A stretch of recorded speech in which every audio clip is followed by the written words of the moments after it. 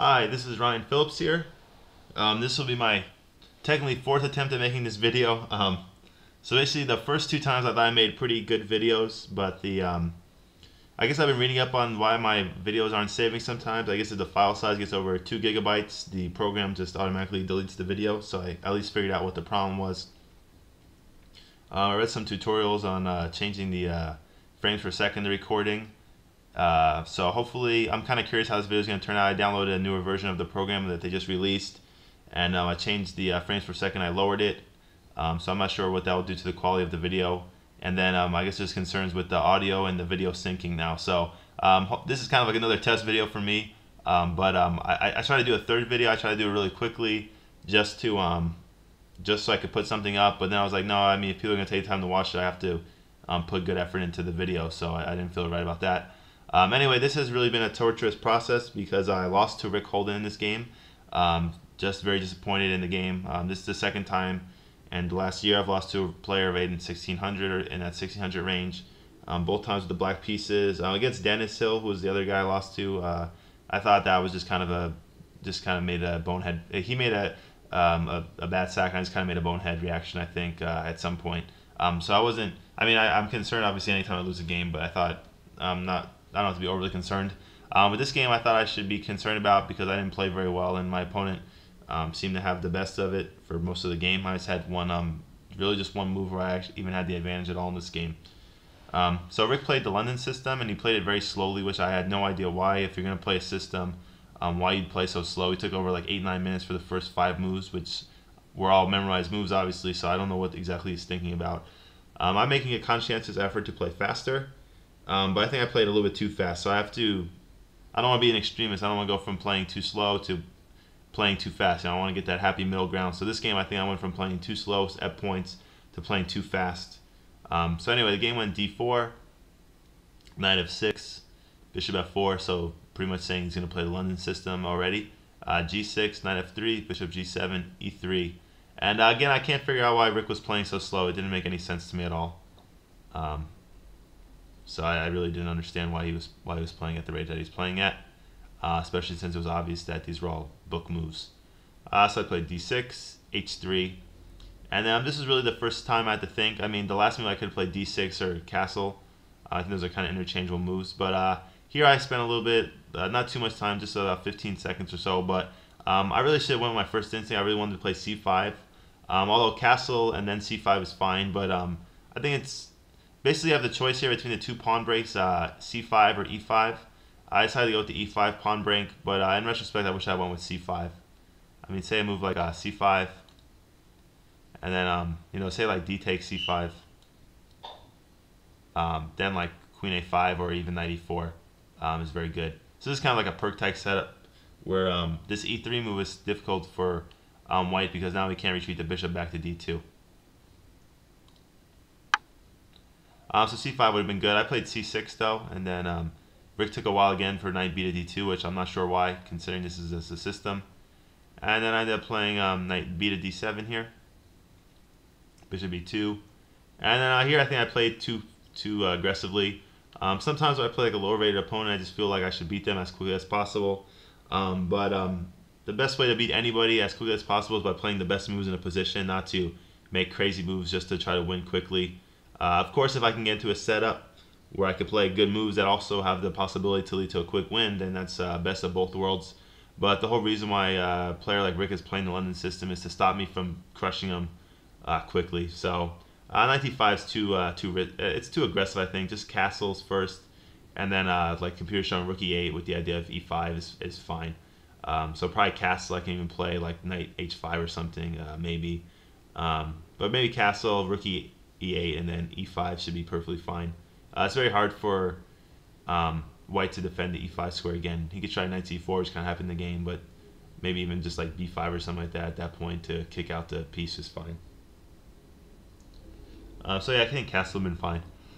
So I played knight d5, too aggressive I think. He played bishop to h2, and then I just forged ahead with e5, which is too risky, aggressive move.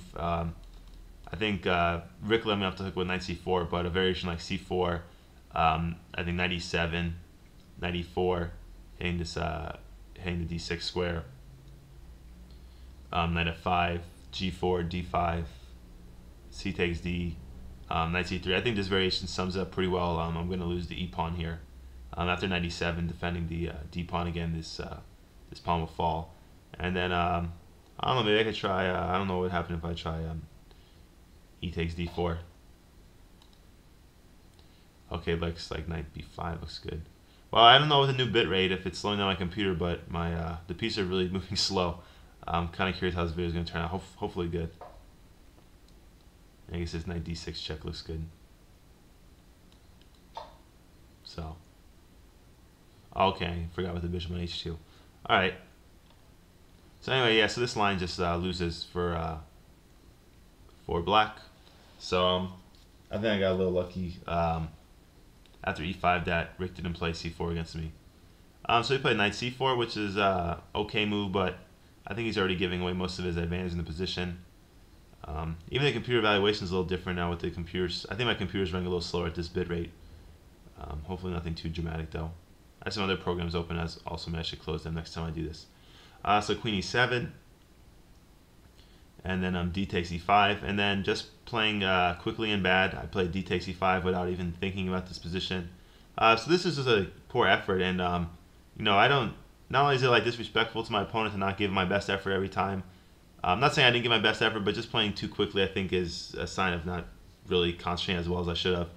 But even just like disregarding my opponent, I just feel like I should give the game of chess my best effort. If I'm going to take time to come and play, I should give my best effort. So this was disappointing for a lot of reasons. So d takes e5. Not that d takes e5 is not a playable move. I just made it too quickly. So my opponent played e4, trying to get the knight to this d6 square. And then here I thought, I was very worried about this knight d6 and bishop c4 idea, hitting the f7 pawn. I thought this was a very difficult threat for me to meet since there's no other way for me to defend the pawn.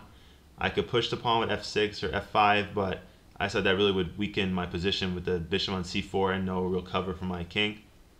So I went with knight 5 to b6 in light of that. I didn't want to let the bishop get to c4. But my first instinct was actually knight f4, which is a perfectly playable move. I was really concerned about this, but apparently after actually even knight b6 or knight takes g2 check, the position is actually fine. Point being that after like a move like say bishop takes f7, I have knight takes g2 check, king f1, and then bishop takes h3, and if the king goes to e2, I still have bishop takes h3 with advantage. So, and then I could also just play knight takes g2 immediately, which is fine. But looks like this knight b6 move looks pretty good.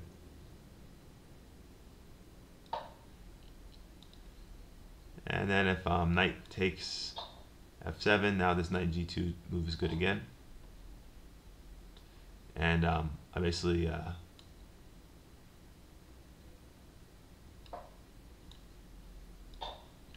now I have this knight e3 check, forking the king and queen. So after king takes g2, king or queen takes f7, I'm just up a piece.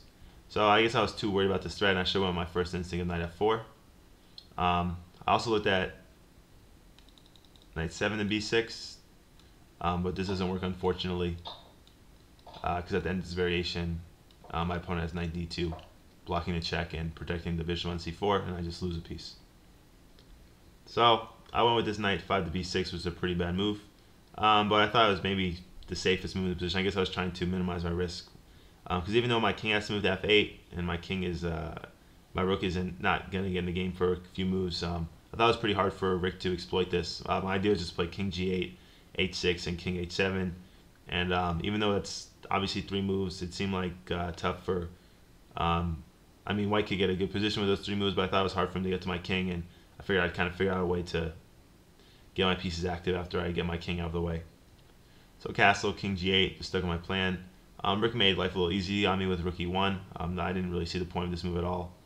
I guess he's thinking maybe the e file could open up at some point after maybe like knight d2 or f4, because at the moment with the pawn on e4 and my pawn on e5, I don't see how this e file is going to where anything is opening up for a few moves. So I just played h6, which maybe wasn't the best move, but I figured king safety was pretty important.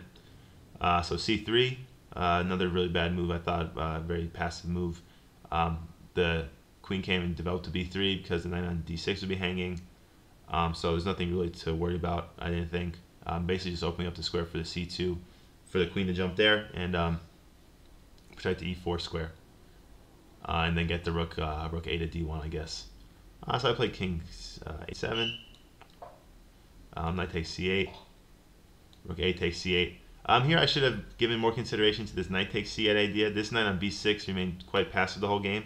So maybe just knight takes c8 with the idea of putting the knight on d6, this knight on c5, and putting some pressure on the e4 square was probably a better plan than what I played. I really didn't like rook h takes c8. I'm pretty surprised even now to see a computer recommending this. I thought that this rook definitely belonged on the open d file, so it made a lot more sense to recapture with the rook a takes c8, I thought.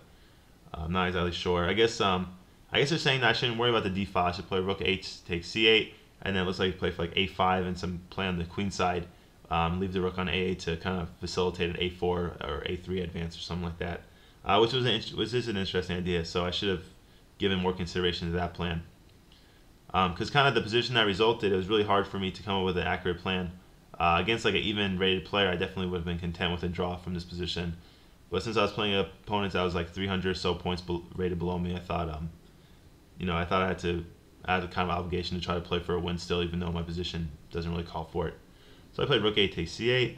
He played queen c2. Played rook h to d8. Rook a to d1.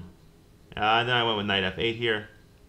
And I had like a 30-minute advance on the clock, but it kind of dissipated pretty quickly. I mean, I still had an advantage in time, but it was really hard for me to think of a plan that I could go for a win from this position. I mean, I could just play like slow moves and hope for a mistake from my opponent, but I really thought I had to do something if I wanted to try to win.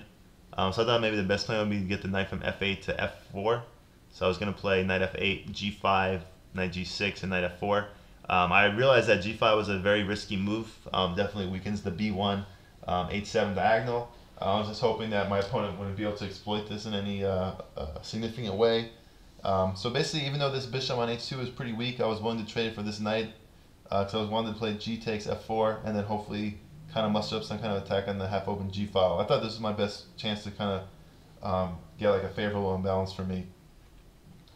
So I played knight f8, and then rook played another weak move with b3. Just trying to, I guess, occupy the c4 square with a piece. But I don't know, I didn't care for this move at all. It doesn't really take away any outposts from this knight because c4 square is already adequately protected by the bishop and the a4 square by the queen. So I didn't really care for b3 very much. So I played g5, which I think my plan was a faulty plan, just based more on the rating difference and trying to play for a win still rather than any good chess analysis. Because this diagonal is just very weak, and not only that, but I'm weakening the f5 square quite a bit, which my opponent took good use of. It looked pretty hard for my opponent to get a knight to f5, but he did a good job. He ended up coming with a plan with knight d2, f1, e3, and f5. But that was so frustrating at this position as I really need to get better at kind of playing these close type positions. This is a huge weakness, and I think if I can correct this weakness tactically, I'm fine. I think I'm play fine chess tactically. But these kind of slow maneuvering positions, I don't seem to come up with the right plan frequently enough. And I think if I solve that problem, which I hope to do, that's going to be a significant jump in my rating. Because sometimes you can improve at chess, but it's not something that you can see tangible results, and you might learn something, but it might not come up in too many games. I think learning how to play close positions is a lot better, though. This comes up frequently, so if I get better at close positions, that's going to pay immediate dividends for me, I think. So we played knight d2, and then I decided the knight belongs more on e6 than g6 now, with the knight moving from attacking the e5 square. If I could play knight e6 now, and maybe even play knight c5 at some point still. Although I didn't think knight c5 was the best idea, since I had the knight on d7 a few moves ago. I could have played to c5 then if I really wanted to. So mainly I'm still just going for the f4 square. And I thought that the knight on e6 had slightly more flexibility than that on g6. That's why I played it here. So we played g3, which I thought was a pretty terrible move. Um, no, this bishop on h2 is terrible, but it just shows how bad my position is that white is still winning. It's just this knight on b6 is pretty much out of play, and this bishop on g7, the same thing. So I played a5,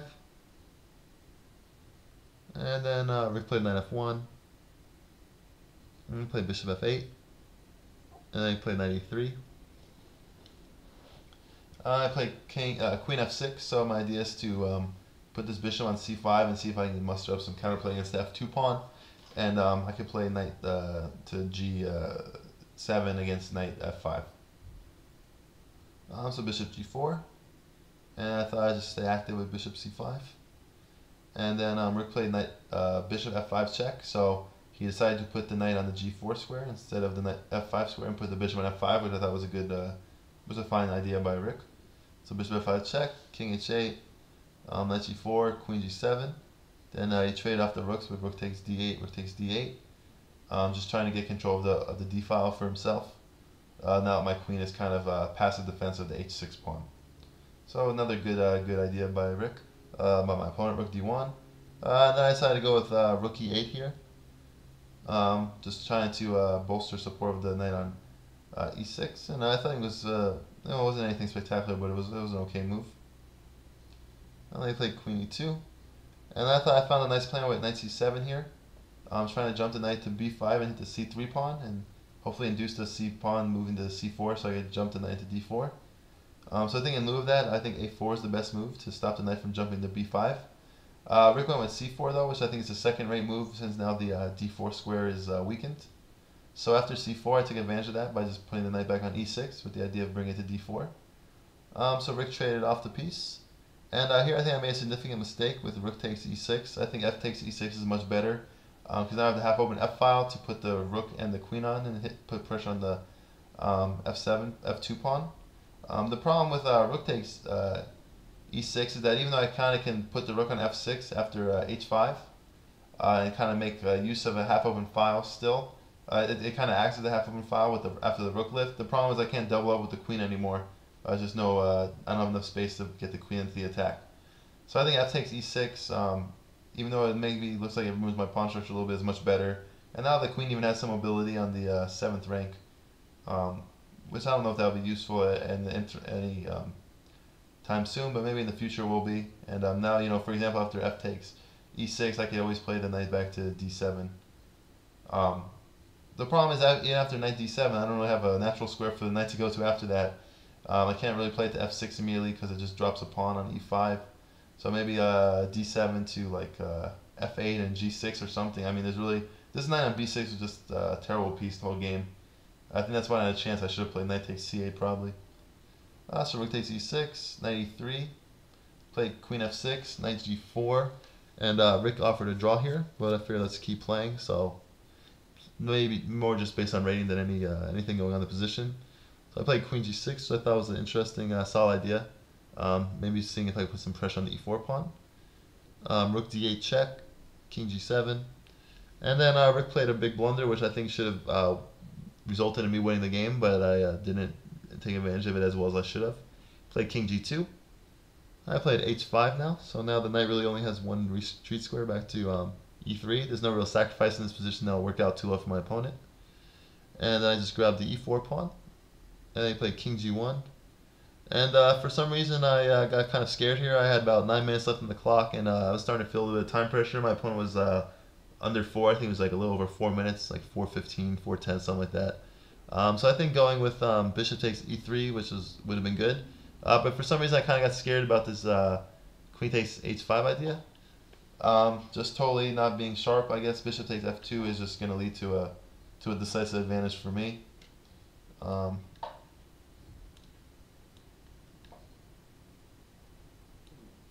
And then this is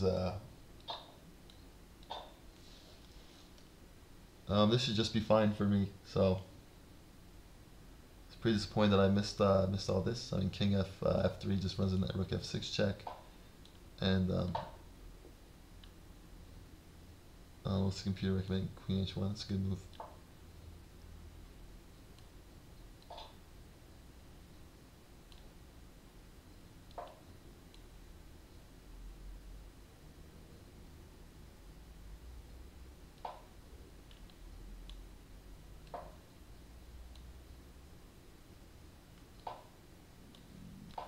So yeah, I should have looked a little bit deeper in this position. Um, yeah, it was frustrating. I had the time pressure since I played so quickly at the opening. Basically, I just had no. I couldn't come up with a good middle game plan. So I guess I kind of learned the lesson. I guess the best way to um, attack time pressure problems, which I don't know if I've been having them too drastically, but I'm trying to think about that a little bit more. But the best way to get over time pressure is to get a good position, I've noticed. So Queen G6, G4, and that's the problem. G4 is a very strong move. Now his bishop on H2 is alive, and this E5 pawn starts giving me problems. Play H6, G4.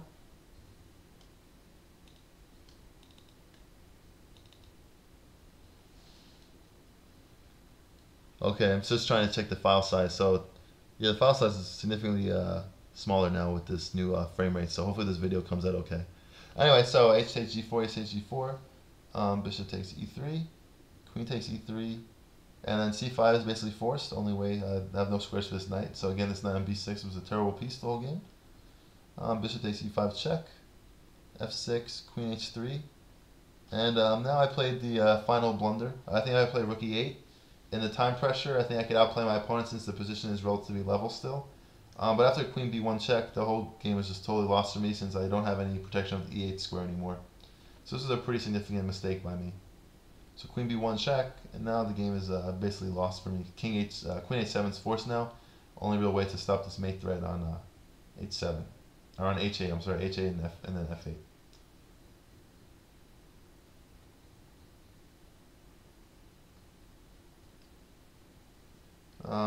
So that was pretty much forced. And then I stopped annotating on move 39. I think Rick stopped a few moves before that. But this is what I kind of can remember from memory. Bishop C3, and I played A4, finally try to get the knight into the game, but still I couldn't.